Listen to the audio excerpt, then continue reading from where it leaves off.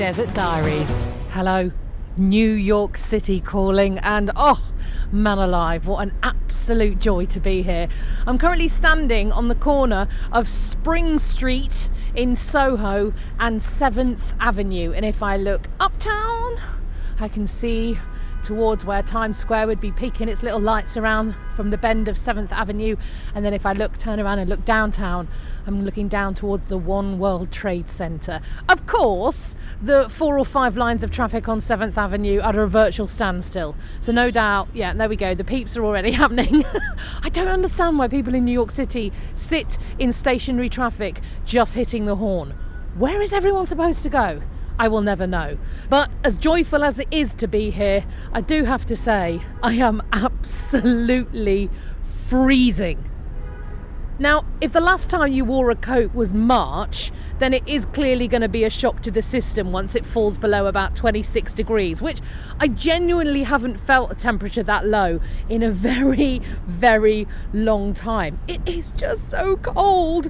Wearing said coat, I'd sweated my way through the morning at Phoenix Airport, arriving in New York, walking outside, and feeling like I'd been smacked around the face.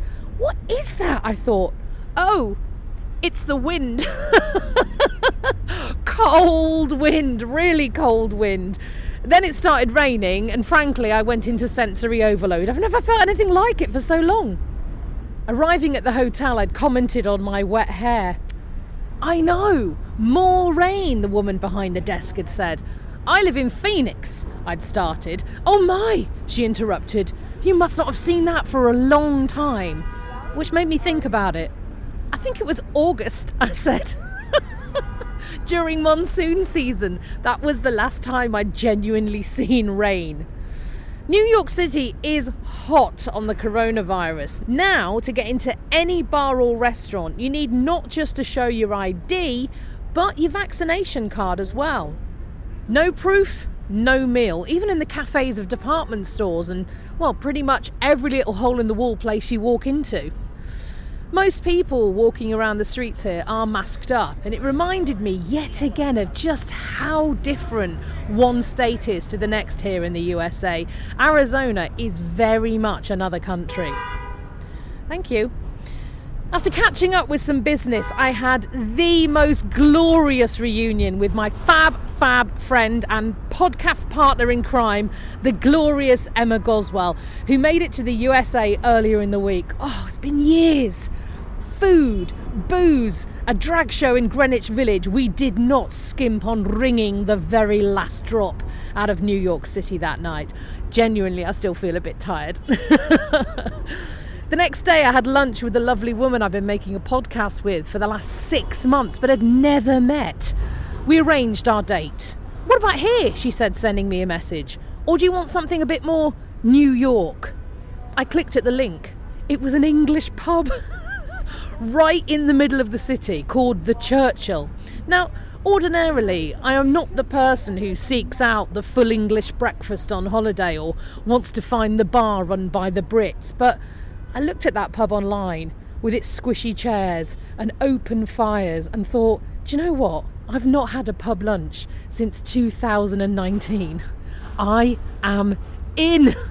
And I tell you what, it was such a good choice. So yep, in the home of meatball subs and pizza and Chinatown and Little Italy, I had pie and chips and a pint of beer in a proper chunky beer glass with a handle, and oh, it was great.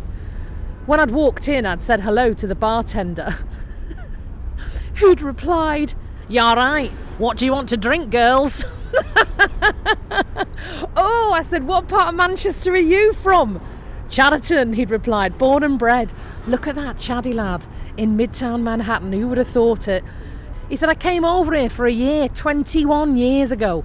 I'm going home for Christmas though, and I can't wait. I'm a bit jealous of that. I know my time will come though.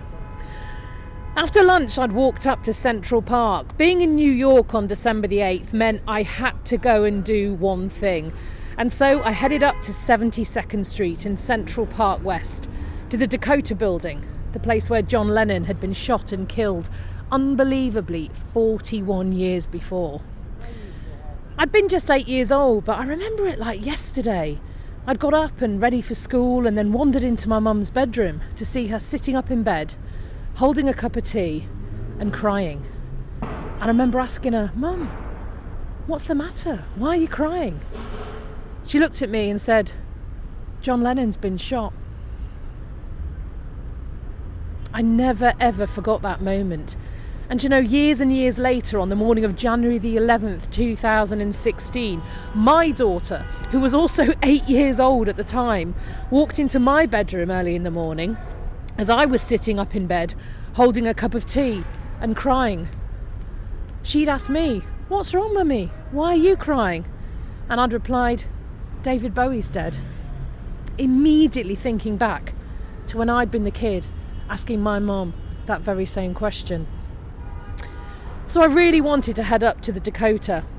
Now, I'd visited Strawberry Fields a dozen times before, a corner of Central Park just by the 72nd Street entrance, which acts as a memorial to John. It opened up on what would have been his 45th birthday in October 1985 by his widow, Yoko Ono. It's always been a place that I like to stroll through. There's a memorial, people selling a few bits of Beatles memorabilia, maybe the odd busker. But that Tuesday afternoon, it was like nothing I'd seen before. Hundreds of people had gathered, and a group of musicians right in the centre of the crowd were playing song after song after song. As I arrived, they were beginning Dear Prudence, and I stayed for the next hour through Love Me Do and Across the Universe and With Love From Me to You. And what was amazing was how all of us, all strangers, were just standing together and singing. What an experience. What a way to spend an hour or so. I just loved it. Finally, numb from the cold, I set off back downtown for another get-together with a good friend of mine in a bar brilliantly called Mother's Ruin. And then at 7:30, after more than 2 years, on the corner of Spring Street and 6th Avenue, just a block from where I'm standing now, I was finally reunited with my friend Christina, who I met when our daughters went to primary school in Sale in 2014. The shaky video evidence of me running across the road towards her yelling, "Yes, we did it! It's actually happened!" Because we'd planned this reunion for so long but kept getting scuppered by COVID restrictions and border closures, despite the shouting and screaming from two middle-aged women. Because it was New York, no one batted an eyelid. So, a few more glorious days together of doing, well, who even cares what we do? We're just together. As my friend Jeannie in Phoenix said to me, sometimes you just gotta see your people. She's right, and it's been far too long. I'll see you in the desert.